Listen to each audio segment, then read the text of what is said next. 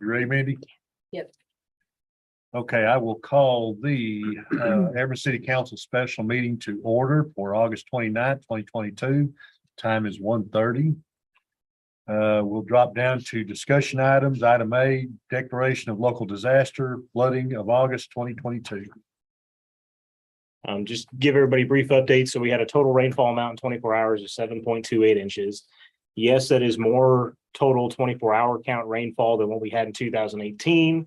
However, when you look at the data, it was a little bit more spread out over time, whereas the 5 inches we had in 2018 was all at once within pretty much about an hour or two span of time. So even though it's more total rainfall, it was more concentrated in 2018 than it was here. But nonetheless, still a significant rain event that we experienced through all of North Texas. So we're certainly not the only ones that flooded.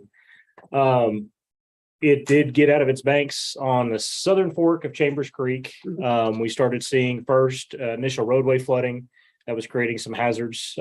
Fire department performed at least 3 vehicle rescues on Everman Parkway that I know of, plus a couple in the residential neighborhoods prior to the creek then going out of its bank. So first it was the roadway flooding, and then the creek started coming up from the backs of the homes. Fire department, police department, along with Rendon and Forest Hill, were all participants in the response to that to try to encourage residents to get out of their homes early. We did evacuate several residents. A handful of them did come to our civic center. The majority of them actually just went to either neighboring homes or to another family's house somewhere else. Got transportation out of the city. No injuries. Overall, we had 1 home with what's considered major damage. Major is anything over 18 inches. So once it hits the outlets on the walls, it becomes major damage.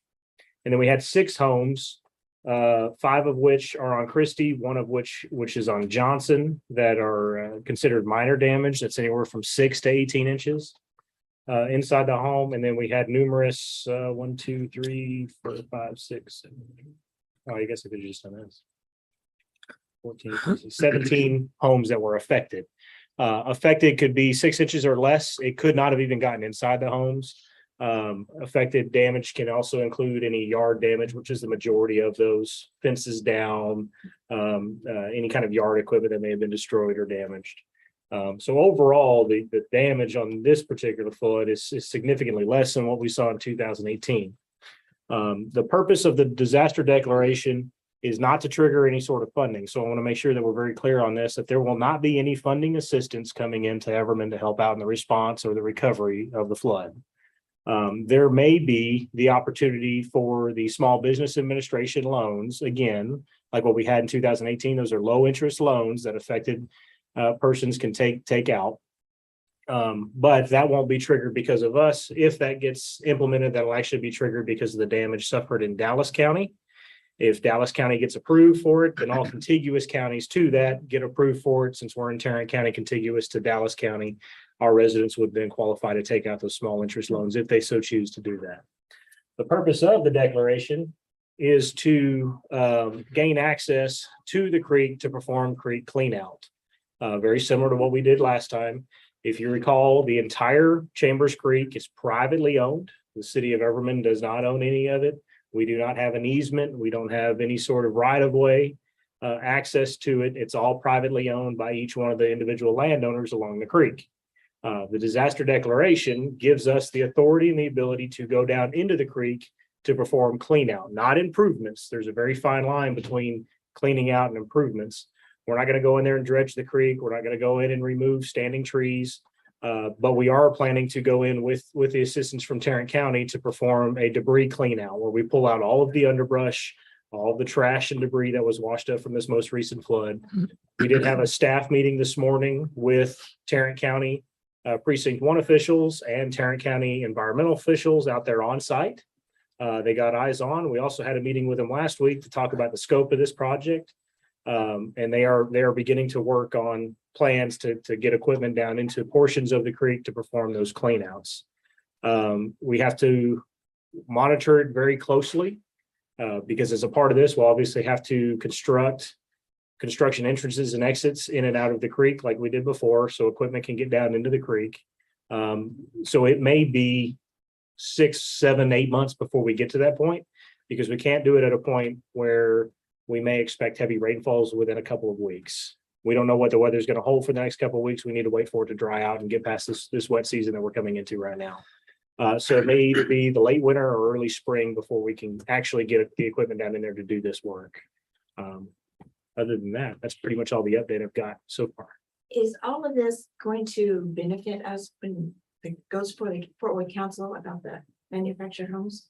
I am going to utilize this as a case study for that. Yes, Okay. yes. Okay, my question is, so the creek, the whole creek is owned by the property owners That is correct. Yes, all the way across? all the way across.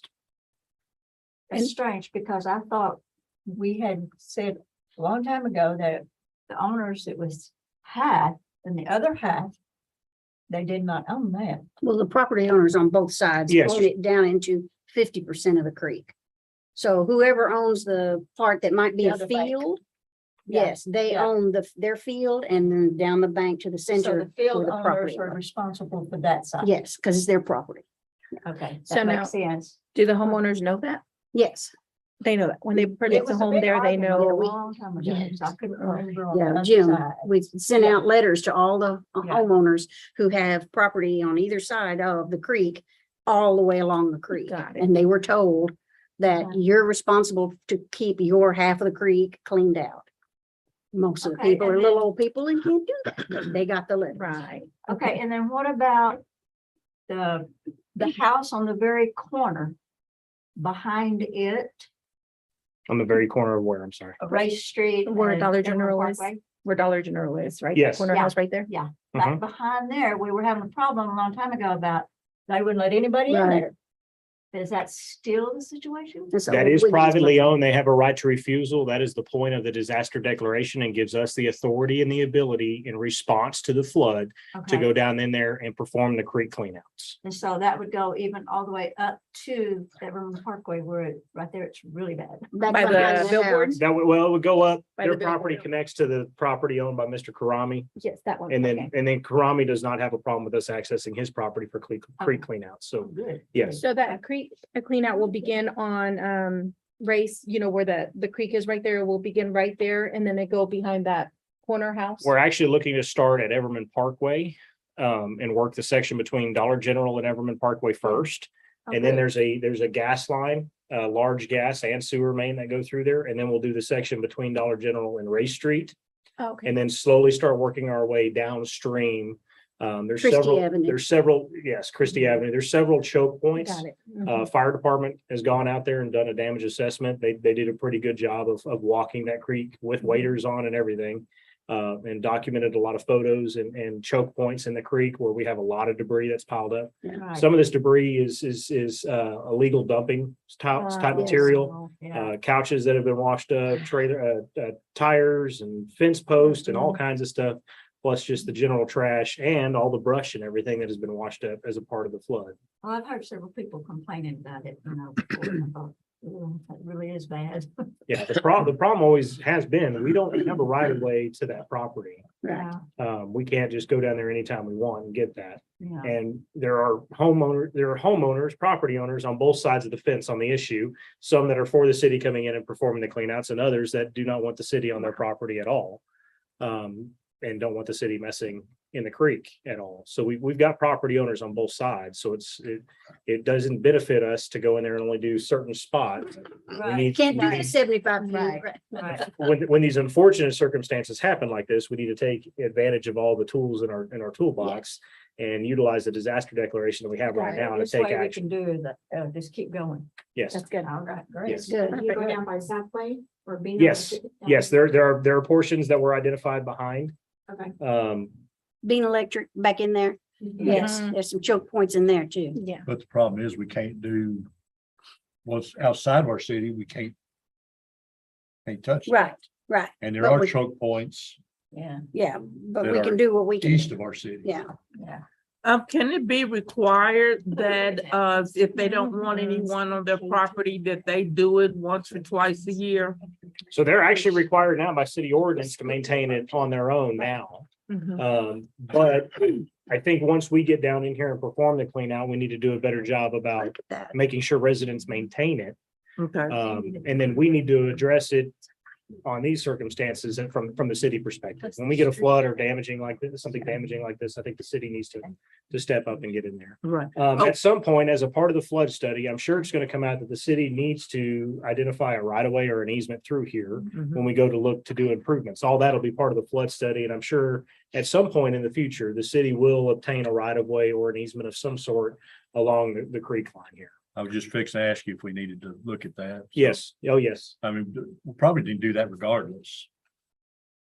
Because we do have issues down there. We know we're gonna have flood issues, so. Up here, you can see the tires and all that Right. stuff stacked Mhm. up. There's fence Oh, posts that were yeah. illegally dumped, Wow. tires. This is up behind Barron, behind East Barron, Now, north of Thomas Place Industrial. so like, can these pictures be put like on the websites or community members, our household owners can see, and put their part, to prevent flooding like Can they this be occur? fined for dumping like this? If we can find who dumped it, absolutely. Yeah, that's the Yes. problem. The homeowner may not be the one who's, Doing it. probably not the one who's doing it. But this could be stuff that's washing up from down upstream too. Yeah. Yeah, And all this is the property over there behind and near Bean Electric. I know some of the elderly. Now you say it would be 7 to Oh. 8 months before they can do this? And somewhere in that timeline, it may be that long. That is correct. And- Okay, now will they be able to or be required to cut down the trees and stuff that's back there as well? We can't cut down anything that's currently living because then we're going from recovery to a creek dredging. And we'll have to Improvement. get stormwater permits through TCEQ to be able to do that. So we can remove all the underbrush, we can remove all the dead debris, dead limbs, trash, and perform a clean out, but we can't cut down anything that's living because then TCEQ and the environmental department require us to get stormwater management permits because we're changing or altering the creek bed. And we can't even apply for those permits until we have a flood study. That's been our gonna say- hang up in all of this from the get-go. You don't want to impact the flood study. I'm sorry. What's coming along with the flood study? What? How far along is it? So if you recall, we were denied twice. We applied twice, got denied twice. Third time around, got approved simultaneously while COG stepped up and said, hey, we'll help fund a flood study. They're now pulling all that money together to do a regional study on everything around. Last update we got a week and a half ago, about a week and a half, 2 weeks ago, was that county was in the procurement phase for the engineering firm to perform the study. Good. So the funds have been distributed. The county has the funds.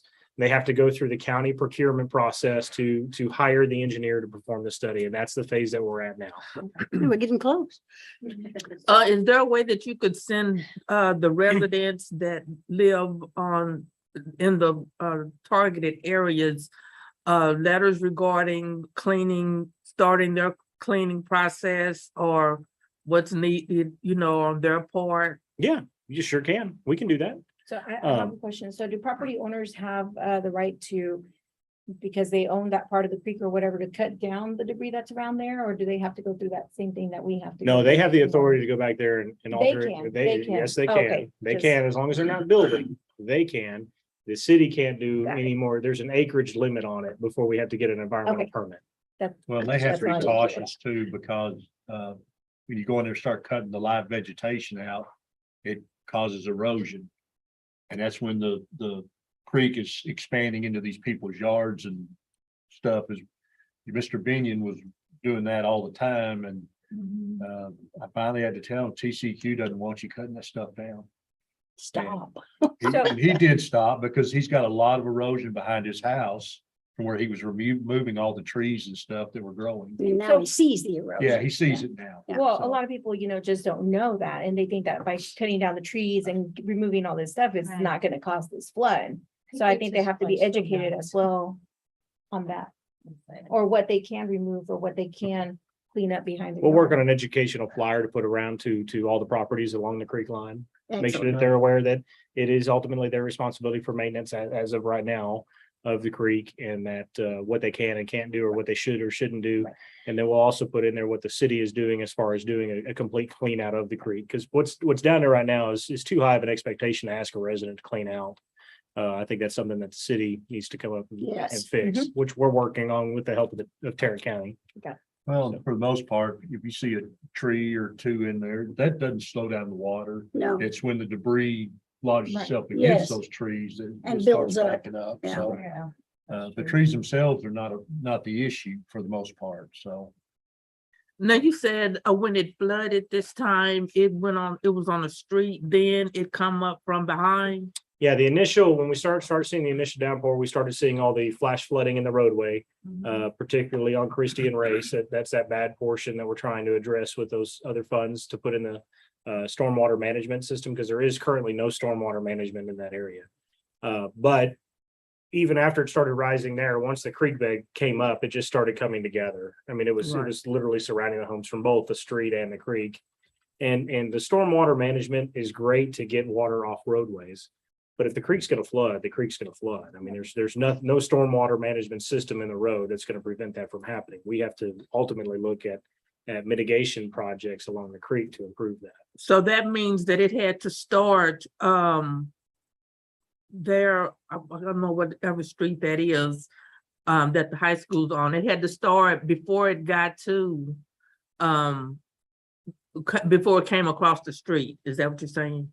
No. So what I'm saying is that as the creek was rising, the rainfall was so high that we started seeing street flooding first. Right. And then the creek continued to rise from runoff and everything else in the area, and they ended up meeting. If that makes sense. So we still had roadway flooding. It didn't transfer from roadway flooding to creek flooding. It Okay, started coming okay. together. Yes. We were meeting in the Okay. front yards of met in houses. the middle. So I mean, we were literally waist deep in the water on Christie at Neal. Walking to and from people's homes and carrying kids out and everything else. I mean, our guys were waist deep in water. well, I know when these Wow. events happen, I'm always out driving around too. And I just drove through Forest Hill and Enon, and the Chambers property was pretty high in water, but there was no water on the roads other than the creek. Right. And it wasn't 10 minutes later, Craig was over there and the cemetery was underwater and the road was underwater. And in a matter of less than 10 minutes. Yeah. So I have a So- question, Chief. I know that you put on Facebook, hey, flash flood warning. I mean, I like that, social media information and stuff, gets people to realize, okay, we may get flooded, let's start moving out or doing what we need to do. Was there a call out sent out to like at least those people in that flooding zone so they could also get? We sent it out to everybody. They did? Yeah, and I'll be honest with you, it takes longer to set up the geographical ones. And normally when this Okay, happens, we so it just just blast goes for everybody, because everybody. I'd rather everybody be alerted than. I don't have a Then voice nobody. machine on my house anymore, so I do have a phone, but it's not a voicemail, so now I don't hear when you do the calls. Yes. Because I used to always get the calls, but now I don't hear them. Mindy So can that's pick why I you just up. wanted to make sure that we got, But you get the text, right? no, I think it goes to my home phone, so now I gotta change the phone number to. Oh, my okay. cell phone. Oh, yeah, we can do that. Yeah. We can do that. But yes, we did send out the CTY, social Oh, media. great. And we also had, while that was going on, we literally had police officers going door to door, telling people the water's getting high, the water's getting high, it's time to go. So Yes, thank you. The house on Everman and Forest Hill flooded. It always floods on rain like this. It comes from Baxter. right. I don't know. I just drove by and it looked like it just looked like it had been soaked. Oh, I have to check. That wasn't one of the ones on our list. What's Yep. that? We call it Lake Charles. Lake Charles at the junior high. It floods, it comes across the post office and to those Yep. people's house. From that little Peppermill. lake that's there. right Yes. there? They need to dredge that deeper, about 10 feet Yeah. and wider. That's Used to what be a it was. pecan orchard over there, and after it rained, you could see the sky on the ground as you drove by because it's standing water over there. And guess where all that water goes now? After Lake Baxter fills up, comes right across the street to the Yeah. post office. They're not, and the people on Peppermill is at that That's first the street, corner house. yes, Oh, yeah. not happy. It Lake, just looked- Lake Baxter, Lake Charles needs to be a So now little that needs to be deeper. addressed to the, School district. got it. Thank you. So we've been in a discussion about the Okay. disaster declaration. All right. Let's do it. Okay, so we'll go down to consideration possible action, approve the continuation of the declaration of local disaster related to flooding. I'll entertain a motion. I move that we pass the resolution extending the declaration of the local disaster issued on August 23rd, 2022 by the city of Everman, Texas. Period. Second. Motion made and second. Any further discussion? What's the length of time? This particular resolution is for 30 days. We will come back within the next 30 days and probably ask council to extend it for up to a year to make sure that we have the appropriate Yes. timeline available for our crews to get down there to do what they need to do. Any other discussion? Would you poll the council? Place one. Aye. Place three, Aye. place four, Aye. place five. Aye. Place six, Aye. Mayor, Aye. motion carries. City manager report, you got anything, Craig? Yeah, we can fill in the rest of the council. Place two? Yeah, we have closed the application period for city council place 2, and with only one applicant. So therefore, we are able to cancel the election. And Miss Carolyn Renfro was the sole applicant, and we'll look to swear her in on September the 6th. Saving money. Yeah. That's great. I think she'll be very good. Yeah. Is that all you got? That's all I got. Mayor's report, I don't have anything, so With the- we are adjourned. The time is 1:51.